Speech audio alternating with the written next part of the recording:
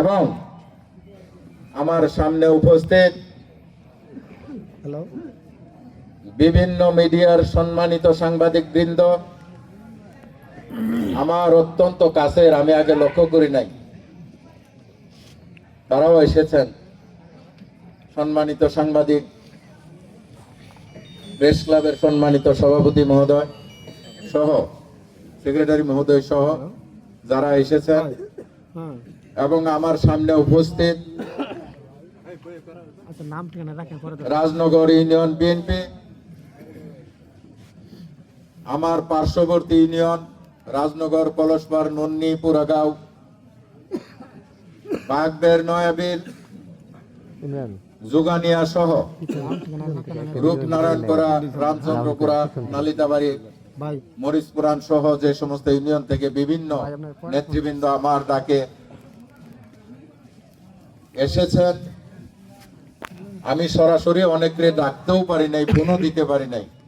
আপনারা একে অপরের কান থেকে শুনে আপনারা এখানে উপস্থিত হয়েছেন কষ্ট করে এই শীতের রাত্রে। আমি সবাইকে আমার ব্যক্তিগত পক্ষ থেকে, শেরপুর জেলা বিএনপির পক্ষ থেকে, আমার পরিবারের পক্ষ থেকে আপনাদের লাল গোলাপ শুভেচ্ছা, উষ্ণ অভিনন্দন জানিয়ে আমি আমার কথা শুরু করছি। প্রিয় ভাইয়েরা, আপনারা ইতিপূর্বে বক্তাদের মুখ থেকে শুনেছেন আজকের এই মিটিং এর উদ্দেশ্য সঠিকভাবে কেউ বর্ণনা করতে পারে নাই। আপনারা অনেকে আশা করতেছেন যেহেতু তারা ভাই ডাকছে কিছু একটা বলবে, একটা কিছু আছে, ঠিক না? প্রিয় বন্ধুরা আমার, এটা আশা করাটাই স্বাভাবিক। আপনারা জানেন গত 17 বছর এই বাংলাদেশের সাধারণ মানুষ যারা, আমরা যারা সাধারণ মানুষ, গ্রাম অঞ্চলের ভোটার, আমরা সঠিকভাবে ভোট দিতে পারি নাই, কেন্দ্রে যাবার পাইনি, প্রার্থীর নাম জানি নাই, শুধু মার্কার নাম জানছি।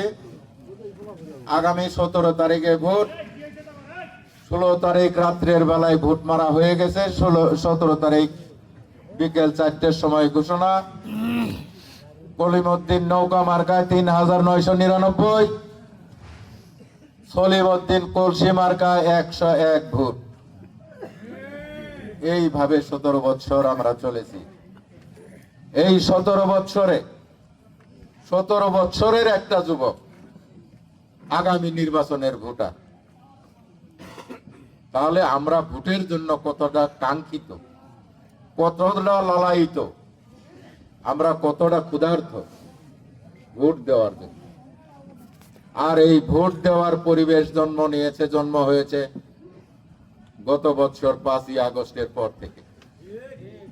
আপনারা জানেন এই বাংলাদেশের একদল তরুণ ছাত্র সমাজ এই সরকারের রক্ত চক্ষুকে উপেক্ষা করে যে আন্দোলন শুরু করেছিলেন, আমার দল, বাংলাদেশ জাতীয়তাবাদী দল সহ বাংলাদেশের যতগুলো দল, গণতান্ত্রিক কামী দল, আমরা যারা আন্দোলনের মাঠে ছিলাম, আন্দোলনের মাঠে থেকে জেল জুলুম হুলিয়া, ঘরে থাকতে পারি নাই, বাড়িতে থাকতে পারি নাই, ঘুমাইতে পারি নাই, শান্তিতে থাকতে পারি নাই, উঠে গিয়েও হাজিরা দিতেও শান্তি নাই, জেলখানা গিয়েও শান্তিতে থাকতে পারি নাই, বাড়িতে গিয়ে শান্তিতে থাকতে পারি নাই।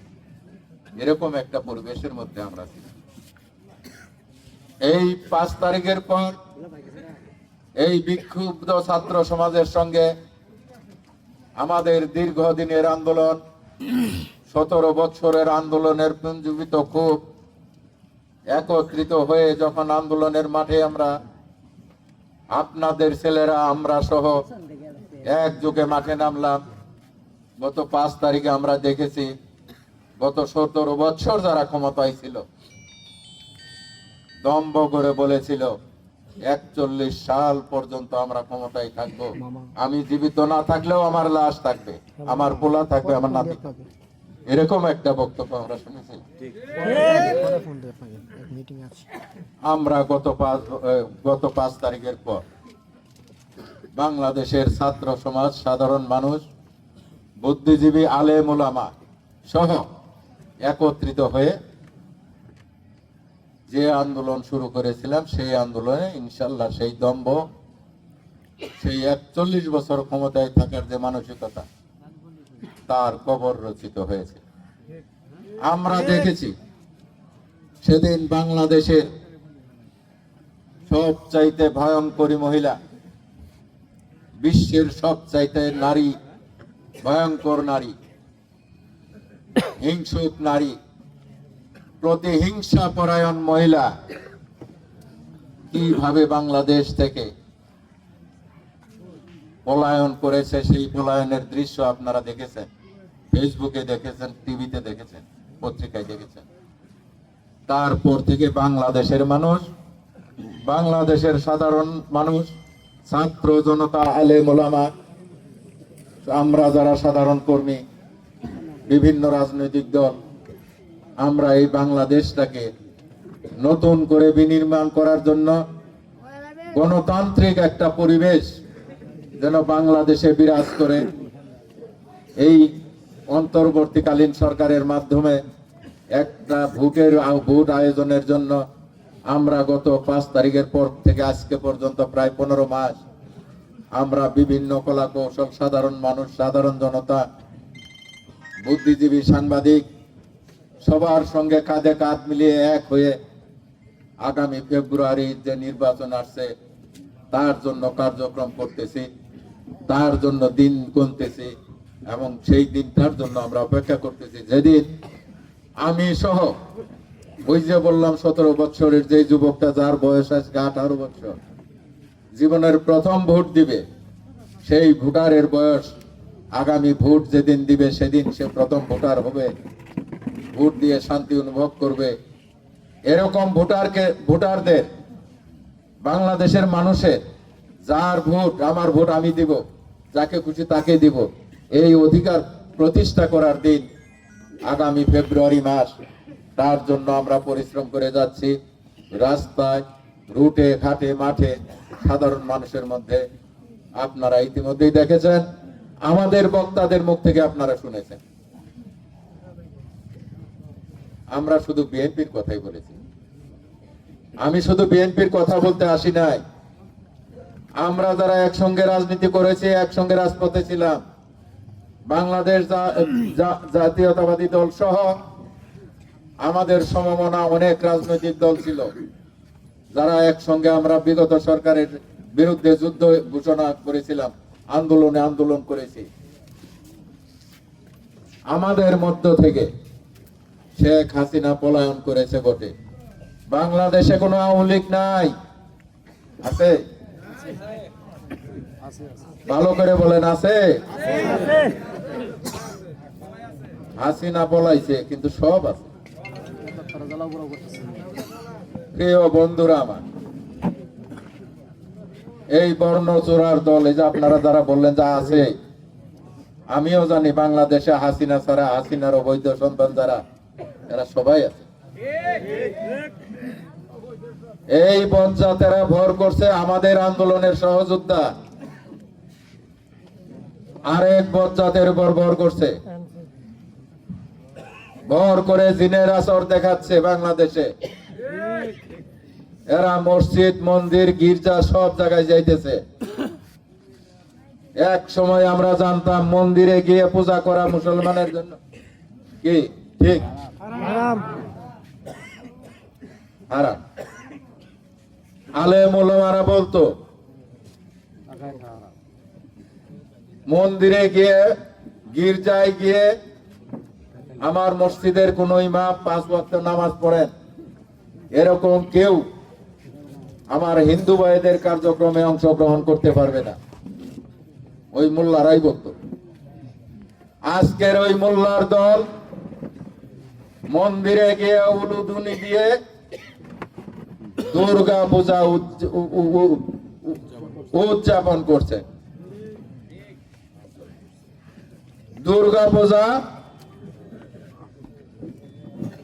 বিসর্জন দিচ্ছেন, গির্জায় গির্জায় ঘুরছেন। এই যে গত পূজায় আমরা যারা বিএনপি করি, আমরা কোনো ধর্মের বিপক্ষে না। হিন্দু ধর্ম, মুসলমান ধর্ম, বৌদ্ধ, শিখ, জৈন যা আছে, যারা বাংলাদেশের নাগরিক, সকল নাগরিকের সকল ধর্ম পালন করার অধিকারে বাংলাদেশ জাতীয়তাবাদী দল বিশ্বাস করে। যার জন্য আমরা গির্জায় যাই, মন্দিরে যাই, মসজিদে যাই, যার যার ধর্ম পালন করি। গত পূজায় আমরা বরাবরই আমরা বিএনপি প্রতিষ্ঠিত হওয়ার পর থেকে বিএনপি আমরা যারা করি, বিএনপির যারা নেতা নেত্রী ছিলেন, আমাদের যার যতটুকু সাধ্য পাশের হিন্দু ভাইদেরকে সহযোগিতা করি, তাদের মন্দিরটাকে পাহারা দেওয়ার চেষ্টা করি। একবার হলেও তাদের মন্দিরের সামনে দিয়ে গিয়ে দেখি তাদের মূর্তি ঠিক আছে কিনা, কোনো হামলা হওয়ার সম্ভাবনা আছে কিনা, আমরা এসব দেখি। এটা আমাদের দায়িত্বের মধ্যে পড়ে, ঠিক না? এই বর্ণচূড়ার দল আমরা আগে চলে দাসী বান্ধি, পিছে সকি না। এই বর্ণচূড়া টুপিওয়ালার দল, এ আমার সঙ্গে অনেকে আছেন এখানে, ওনারা ছিলেন। এই মোল্লারা আগে মন্দিরে যায়, আমরা পিছে গিয়ে শুনি যে অমুক মৌলানা সাহেব, অমুক আলেম সাহেব, অমুক প্রার্থী, বিশিষ্ট একজন প্রার্থী, বাংলাদেশ জামাত ইসলামের প্রার্থী, উনি মন্দিরে গিয়ে পূজা করতেছেন এবং পূজাকে সহযোগিতা করতেছেন। সম্ভব হলে তাদের মঞ্চে দাঁড়িয়ে তাদের সুরে সুর মিলিয়ে কথা বলছেন। এই এক বর্ণচূড়া আর এক বর্ণচূড়ার উপরে ভর করার পর আগামীতে যে নির্বাচন, আমরা যে নির্বাচনে ভোট দিতে চাই, এই ভোট যেন অনুষ্ঠিত না হয়, এই সুরেরা এই চেষ্টা করতেছে আজ থেকে দীর্ঘদিন যাবৎ, 5 তারিখের পর থেকে। একবার আমাদের সামনে, এই জাতির সামনে নিয়ে আসে, আগেই নির্বাচন হবে না, নির্বাচনের আগে পিআর দিতে হবে। ভাই পিআর কি আপনারা জানেন? পিআর এটা বিস্তারিত শুনলে আমি বলতে পারবো। আমি যেটা জানতে চাইছিলাম যে আপনারা বুঝেন না, আমিও অতটা বুঝতাম। এটার বুঝটা হইল কি, বাংলাদেশে নির্বাচন হবে, পিআর পদ্ধতিতে নির্বাচন হবে। আমার মার্কা ধানের শীষ থাকবে, দাড়িপাল্লা থাকবে, ওই সোনার কলি মার্কা থাকবে, এইটা থাকবে। আপনারা আমরা ভোট দিব, ভোটের মাঠে ভোট গণনার পর 100 ভোট কাস্ট হলে তার 50 ভাগ যদি ধানের শীষ পায়, 100-র মধ্যে যদি 50টা, আমি 100 ভোট দিয়ে দেখালাম, যদি 50% ভোট যদি ধানের শীষ পায়, সে 50টা আসন পাবে। দাড়িপাল্লা মার্কা যদি 10% ভোট পায়, তারা 10টা পাবে। যদি 1% পায়, 1টা পাবে। আরো যারা আছে এরকম পার্সেন্টেজ মোতাবেক এমপি হবে।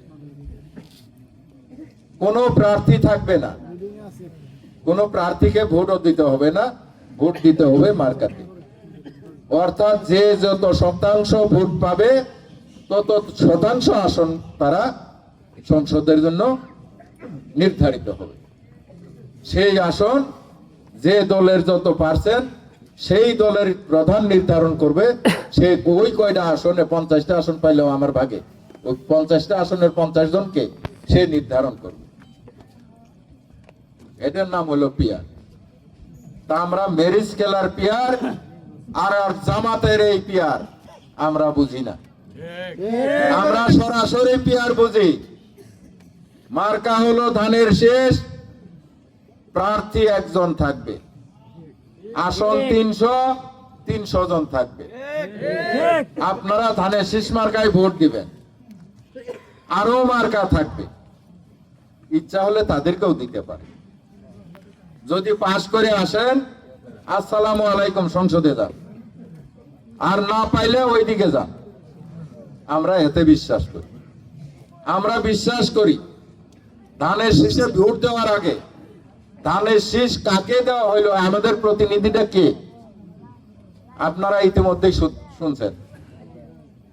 দীর্ঘদিন এই নির্বাচন খেলা শুরু হওয়ার পর থেকে বাংলাদেশের 300 আসনেই বাংলাদেশ জাতীয়তাবাদী দল, আপনারা জানেন, পরপর 3 বার ক্ষমতায় ছিল, 4 বার ক্ষমতায় আমরা ছিলাম।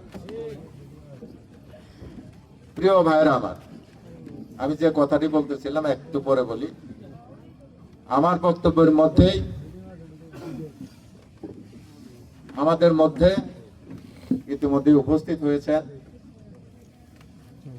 শেরপুর জেলা বিএনপির ছাত্র দলের সাবেক সোনালী ফসল। আমি যেটা গর্ব করি, অহংকার করি, কারণ আমার রাজনৈতিক জন্ম ছাত্র দল থেকে। সেই ছাত্র দলের, জেলা ছাত্র দলের বিপ্লবী সাবেক সাংগঠনিক সম্পাদক, জেলা ছাত্র দলের সাবেক সাধারণ সম্পাদক, এই আন্দোলন নির্যাতন করতে যায় প্রায় 30-এর অধিক মামলা, জেলে কয়বার গেছে এটা আমি নিজেও জানি। বর্তমান জেলা বিএনপির বিপ্লবী যুগ্ম আহ্বায়ক, তরুণ নেতা, খুব সুন্দর বক্তা, আমার সাথে গরম বক্তা, রাজপথের সাহসী সৈনিক। আমাদের মধ্যে উপস্থিত হয়েছেন জনাব কামরুল হাসান। আমার এই বাড়ির সভা থেকে আমরা সকলেই করতালির মাধ্যমে তাকে অভিনন্দন জানাই, ধন্যবাদ জানাই। প্রিয় বন্ধুগণ, আমি যে কথাটি বলতেছিলাম, আমরা পিয়ারে বিশ্বাস করি না, বাংলাদেশের মানুষ পিয়ারে বিশ্বাস করে না, পিয়ার চলে গেছে। এই টুপিওয়ালার দল পিয়ার দিয়ে যখন সুবিধা করতে না পারলো, মেরিজ দিয়ে যখন সুবিধা করতে না পারলো, 32 দিয়ে ট্রাম্প করার চেষ্টা করছে, তাও পারে নাই। নির্বাচন বাংলাদেশে হবেই, সাধারণ মানুষ নির্বাচন চায়।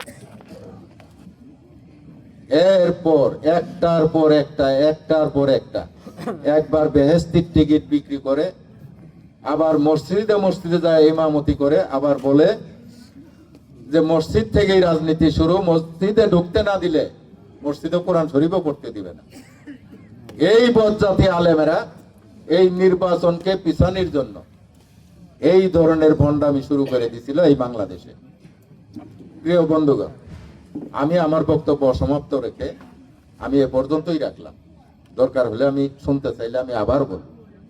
আমার বক্তব্যের মধ্যে আপনারা অনুমতি দিলে আমার শেরপুর জেলা বিএনপির বিপ্লবী যুগ্ম আহ্বায়ক জনাব কামরুল হাসানকে আপনাদের মধ্যে পরিচয় এবং ওনাকে 2টি কথা বলার অনুমতি যদি দেন, তাকে বলার জন্য বিশেষভাবে অনুরোধ করে আমি আপাতত আমার বক্তব্য শেষ করছি। আপনারা কি অনুমতি দিবেন? এই পর্যায়ে বক্তব্য রাখছেন